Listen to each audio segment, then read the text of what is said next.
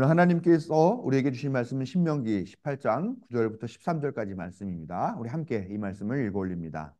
당신들은 주 당신들의 하나님이 당신들에게 주시는 땅에 들어가거든 그곳에 사는 민족들이 하는 역겨운 일들을 본받지 마십시오.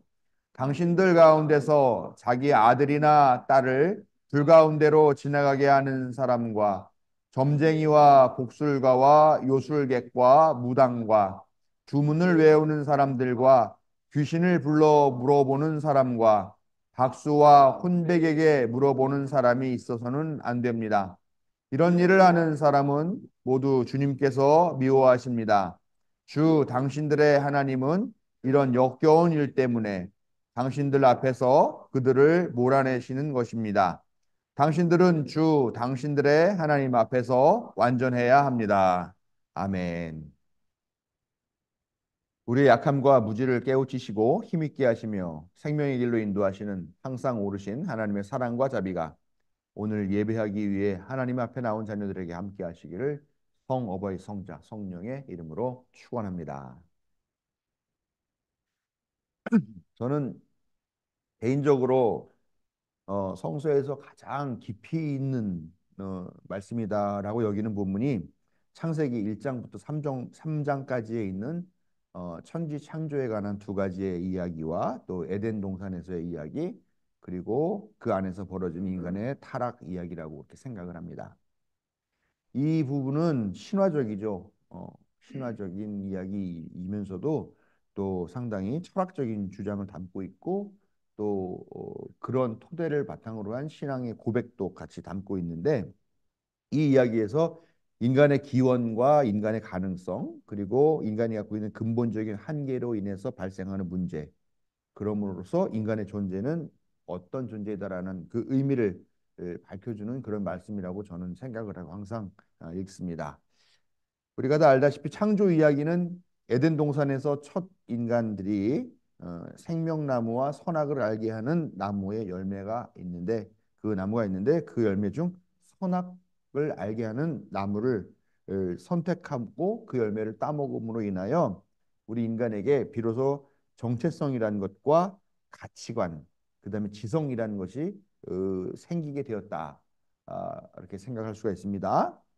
그런데 선악과만 먹음으로 인해서 생명나무를 먹지 않음으로 인해서 우리에게 시간을 통제할 수 있는 그런 능력을 이 생명나무는 시간을 통제하는 걸 상징하는 나무거든요. 이것을 먹지 않았기 때문에 결국 우리가 유한한 시간의 벽이라고 하는 그 안에 갇히게 되었고 우리의 수명이 제한되는 그런 운명에 처해서 결국은 죽음을 맞이할 수밖에 없는 존재가 되었다라고 이 이야기가 설명을 하고 있습니다.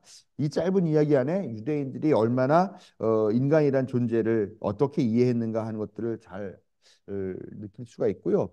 저는 그래서 이 부분이 읽을 때마다 매우 심오하고 또 이 사람들의 이런 철학과 신학 그리고 신앙 고백에 공감을 하는 그런 느낌입니다. 인간이 스스로에 대해서 질문을 하게 된 것, 창조 이야기에 그런 질문을 담은 것, 그 이유는 무엇인가? 사실은 죽음 때문이라는 겁니다. 죽음 때문에 인간이 갖고 있는 모든 질문과 몸부림과 고민들이 시작이 된다라고 할 수가 있습니다. 소크라테스나 플라톤 같은 고대 철학자는 물론이고 데카르트 같은 근대 철학자 역시 이런 죽음에 어, 대해서 어떻게 생각을 했느냐 보면은 우리의 영혼은 불멸하는 것인데 이 불멸하는 영혼이 이 시간적인 제한 안에 있는 육신 안에 갇혀 있게 된 것이 우리의 생명이다. 그런데 우리가 죽을 때 진정으로 우리의 영혼이 이 육신을 벗어나서 진정한 해방을 누리게 되고 영원한 행복을 누릴 수 있는 어떤 그 세상으로 가게 된다라고 그렇게 생각을 합니다. 그래서 그렇게 생각을 하고 있는데 플라톤의 철학에 많은 영향을 받았다고 말할 수 있는 우리 개신교, 기독교 신학도 마찬가지로 우리의 영과 육을 따로 분리해서 우리의 영혼, 육신 그래서 어, 유한한 것, 무한한 것 그리고 유한한 것이 끝나는 시기에 무한한 세계로 간다라고 하는 그런 신앙을 고백하고 있는 것이죠. 요즘 그런데 이제 죽음이라는 것도 점점 어떻게 보면 점점 더 멀어지게, 점점 더 뒤로 밀려지게 되는 그런 시대입니다. 요즘 태어나는 아이들이 갖고 있는 기대 수명이 몇 살인 줄 아세요? 120살이라고 합니다. 지금 태어나는 아이들은 120살까지 산다는데 물론 건강하게 120살까지 사는 건지 골골하면서 어떤 그런 현대 의학의 힘을 빌어가지고 그때까지 사는 건지는 어, 알 수 없습니다만 아무튼 120세까지 살 수 있다고 그렇게 얘기를 해요. 그렇지만 120살로 늘어나든 150살로 늘어나건 200살로 늘어나건 결국은 이 죽음이라는 문제는 인류가 결코 풀지 못하는 아직까지는 그리고 꽤 상당 기간까지는 풀지 못하는 질문이고 숙제가 되지 않을까. 그렇기 때문에 더욱더 벗어나고픈 그런 갈망이 아닐까 하는 생각을 이 죽음을 통해서 하게 된다는 것입니다. 그 죽음의 특징이 뭐냐 봤더니 철학적으로 모든 인간은 피하지 못한다. 그래서 반드시 죽을 수밖에 없는 거. 이걸 필연성이라고 죽음의 필연성이라고 하죠. 그다음에 얼마나 살지 모르겠다. 다변성. 예? 그 수명이 고정돼 있는 게 아니니까요. 그리고 언제 죽을지 알 수가 없다. 예측이 불가능하다라는 얘기고요. 어디서 어떻게 죽을지 모른다. 즉 편재성 어느 장소나 어느 시간에나 사실 우리의 죽음이라는 게 항상 도사를 있기 때문에 편재하다라고 하는 그런 네 가지 특성을 갖고 있다고 합니다. 죽음이 갖고 있는 이 필연성, 가변성, 예측 불가능성, 편재성의 네 가지 특성 때문에 우리는 끊임없이 이 불안과 공포를 느낄 수밖에 없고 이것을 결코 피해 나갈 수 없기 때문에 절망이라고 하는 이거를 덴마크의 철학자 제렌 키에르케고르는 죽음에 이르는 병이라고 그렇게 정의를 했습니다. 그렇지만 또 케고르는 반면에 죽음이 있기 때문에 자기 자신은 물론이고 신의 존재에 대해서 알고 싶어하고 그것을 찾아가려고 하는 노력을 하고 있기 때문에 오히려 이 죽음은 축복일 수도 있다. 이렇게 이야기를 했습니다. 어찌 됐건 간에 이 죽음의 문제 때문에 우리는 신에 대한 신을 찾게 되고 신을 만나기를 원하고 또 신적인 예지에 우리의 마음을 기울이게 되고 그거를 갖고 싶어 하고 만나고 싶어 한다라는 것이죠. 그렇기 때문에 이런 마음을 담아서 사람들이 행하는 행위가 뭐냐? 전보로 다니는 거죠. 만약에 사람이 영원히 죽지 않는다라고 한다면 어떨까요? 그러면은 우리가 뭐 악착같이 뭘 할 필요가 없겠죠, 그렇죠? 뭐꼭 해야 될 일이 있다 하더라도 오늘 못하면 내일 하면 되고, 내일 못하면 10년 뒤에 하면 되고, 10년 뒤에 못하면 100년 뒤에 해도 되겠죠. 그러니까 뭐 걱정할 게 없어집니다. 뭐 다 쉬워지겠죠. 또 그게 아니라 하더라도 우리가 얼마나 살다가 언제 어디서 어떻게 죽을지를 안다고 한다면 그것도 역시 좀 문제가 쉬워진다라는 것이죠. 예. 죽을 날을 안다 그러면 그 전에 해야 될 일들 다 해내서 우리가 아쉬움 없게 그렇게 우리 생을 마감할 수가 있겠죠. 근데 그거를 우리가 알지 못하니까 불안한 거고 이것만 알고 있다고 한다면 우리가 좀 안심이 될 텐데 하는 그런 마음이 드는 게 아니겠느냐라는 겁니다. 우리가 살면서 사랑하는 사람 뭐 배우자나 가족 뭐 자녀들에게 아침에 만나가지고 뭐가 마음에 안 들어가지고 화를 내고 꾸짖고 그랬다고 칩시다. 근데 만약에 그 가족이 저녁에 들어오지 못한다고 한다면 어떻게 되겠어요? 영원히 집에 돌아오지 못한다면은 아마 우리가 평생 그 사람에 대한 기억은 아프고 미안하고 그런 마음만 갖고 남겠죠. 그렇기 때문에 좀 뭐랄까요? 그래서 우리가 그렇게 뭐 서로 사랑하면서 좀 참으면서 또 이해하면서 살아야 되는 마음들이 중요한 것이긴 하겠습니다만, 그러나 우리가 이렇게 미래의 일을 알지 못하기 때문에 항상 우리가 이런 말 한마디라든가 마음 하나 쓰는 것도 걸리고 또 어떻게 해야 될까 이런 고민들을 하게 될 수밖에 없는 그런 삶을 살게 된다는 거죠. 그래서 사람들이 점쟁이를 찾아간다거나 용하다는 무당을 찾아가고 또 아주 예언 기도를 잘하는 전도사님이 있다고 하는 그런 유명한 기도원에 찾아 들어가게 된다라는 것이죠.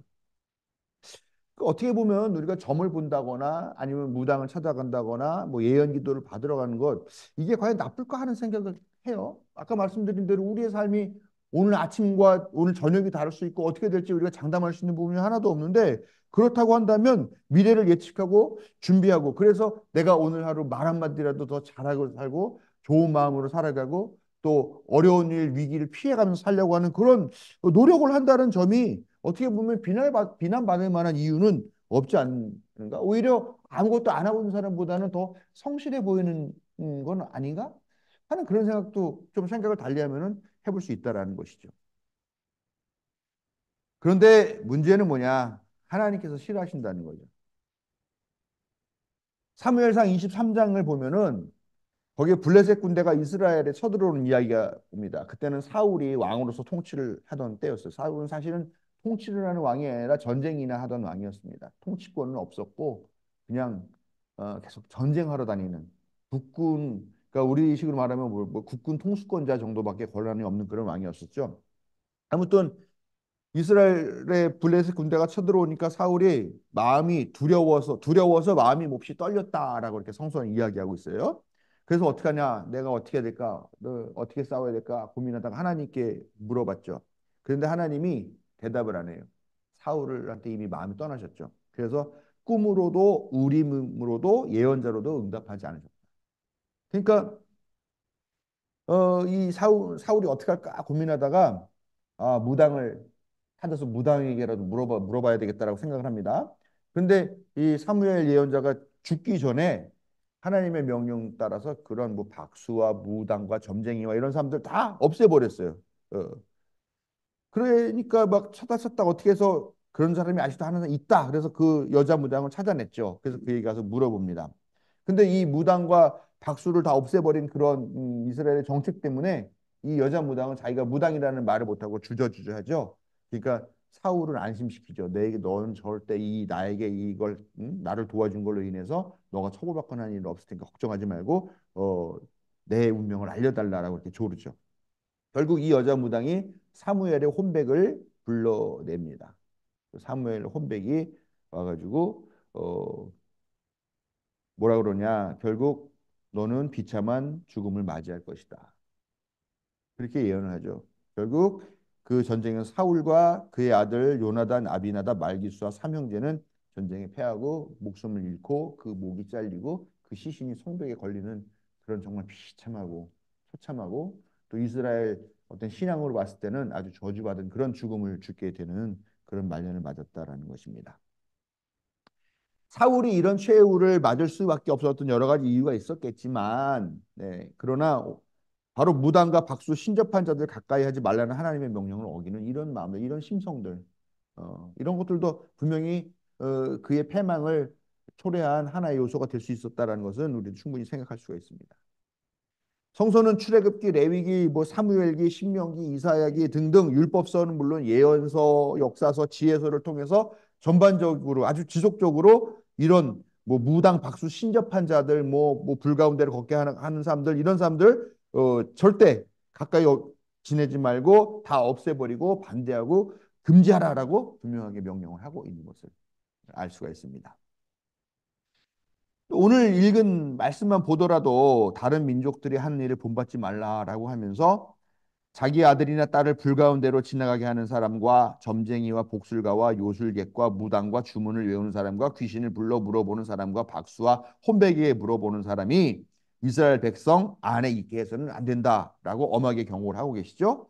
그리고 이것을 하나님께서 미워하시는 것뿐만 아니라 아주 역겨운 일이라고 그렇게 경멸적으로 그렇게 이야기를 하고 있습니다. 또 이런 것에 의존하는 것은 하나님 앞에서 완전하지 못한 것이다라고 그렇게 다시 쐐기를 박듯이 말씀하고 계신다는 것이죠.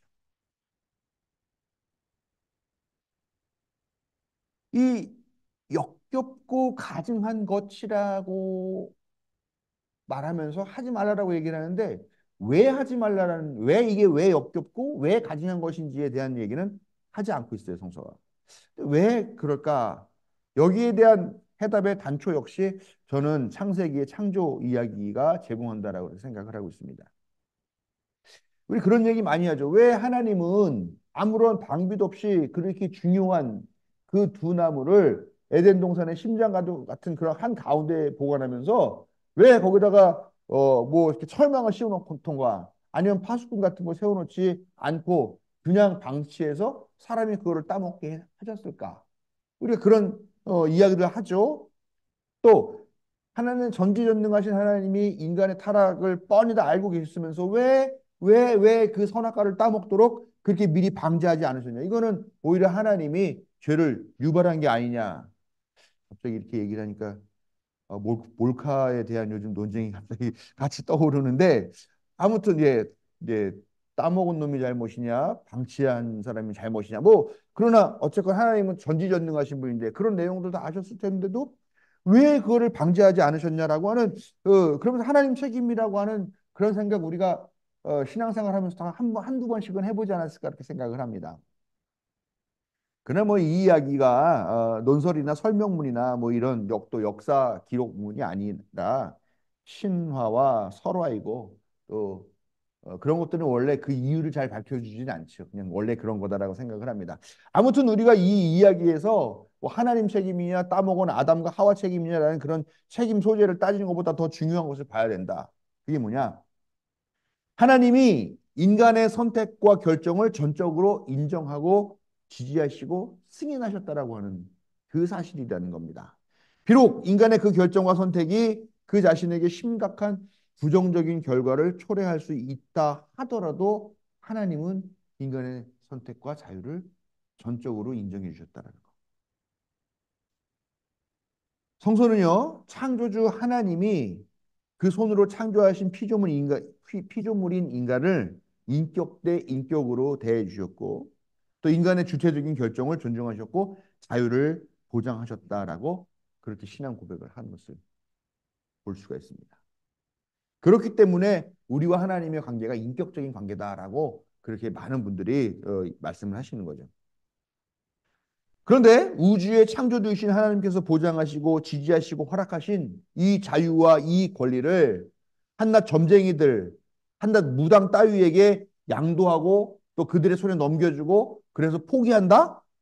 여러분 이것이야말로 얼마나 심각한 하나님의 선물을 가볍게 여기는 것은 물론이고 그걸 넘어서 하나님의 그 존중과 그 사랑을 모욕하고 모독하는 것이냐. 이런 건 범죄가 아닐 수가 없다라는 것입니다. 하나님이 전적으로 우리를 인정하신다라는 것.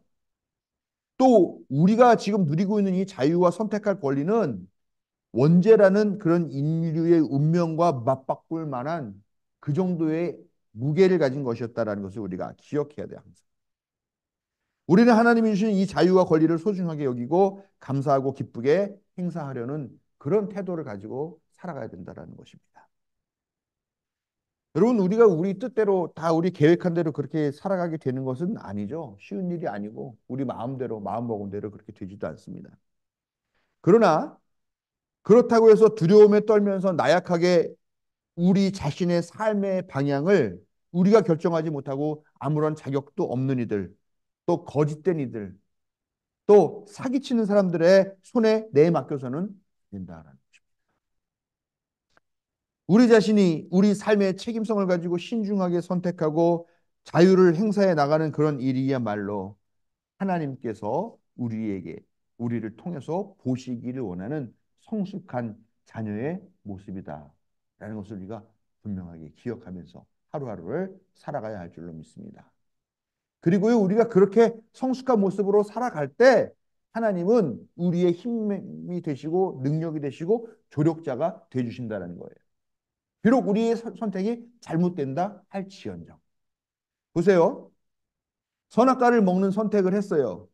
이 명령은 분명히 하나님께서 너희가 정령 죽으리라라고 아주 엄중하게 경고하신 그런 명령이었는데 이것을 거스른 선택이었습니다.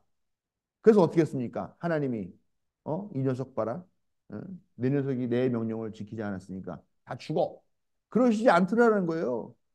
하나님이 이미 그 죄값, 그 인류의 죄값을 치르기 위해서 구원의 역사를 준비하시는 거예요. 예? 그래서 독생자 예수 그리스도를 우리에게 보내주시고 십자가에 달려 돌아가신 그 보혈의 공로로 우리의 그 원죄를 용서하시고 화해하시려고 하는 그런 실행을 하셨다라는 거예요. 즉 비록 우리가 잘못된 선택을 한다 할지라도 우리가 성숙하게 하나님께서 주신 이것을 우리가 잘 사용하고 선택하고 이 권리를 행사할 때 하나님은 우리를 버리시지 않고 우리를 위해 우리의 잘못된 선택 이후의 일까지도 준비하고 계신다라는 것이죠. 여러분, 우리 삶의 주인은 누구일까요?